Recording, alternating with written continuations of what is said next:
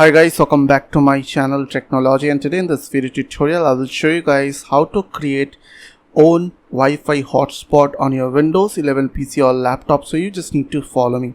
So firstly you just need to right click on your start menu icon, click on settings. After open settings window, you just need to click on network and internet from your left side.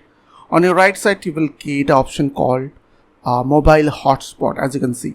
So click on that, and here you will get turn on and off button. So before click on turn on, so make sure that you have set your password and Wi-Fi name from here. So if you want to change it, then you can simply click on this edit button.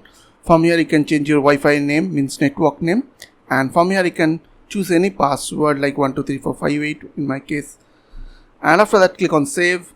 After done, you just need to enable this mobile hotspot. Now try to connect this hotspot from your mobile and it will connect properly. So I hope this tutorial will really help for you, and please don't forget to click on the subscribe button, like button and share button, and if you have any question then comments down below. I will see you guys in the next video. Till then, bye bye, take care.